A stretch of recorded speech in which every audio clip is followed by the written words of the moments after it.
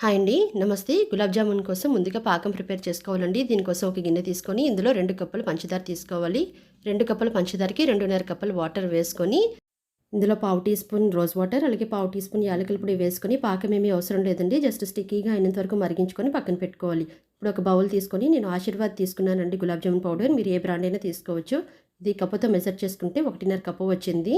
175 grams. ఇందులో కాచి చల్లార్చిన పాలు కొద్ది కొద్దిగా వేసుకుంటూ పిండిని నెమ్మదిగా కలుపుకోవాలండి. సాఫ్ట్‌గా చపాతీ పిండిలా గట్టిగా కలపకూడదు.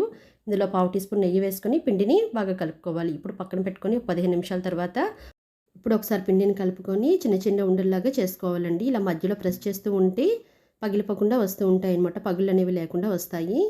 చూస్తున్నారు కదా! ఈ రకంగా చేసి పెట్టుకోవాలి అన్నీ కూడా. ఇప్పుడు డీప్ ఫ్రైకి సరిపడా ఆయిల్ హీట్ చేసుకొని మంటని లో టు మీడియంలో పెట్టుకోవాలండి. హైలో పెట్టకూడదు. ఇప్పుడు అన్నీ కూడా ఇలా పైన గరిటెతో ఇలా అంటూ ఉంటే అన్నీ ఈవెన్‌గా ఫ్రై అవుతాయి. ఇప్పుడు పాకం కొద్దిగా గోరువెచ్చగా ఉన్నప్పుడే వీటిని వేసుకోవాలి.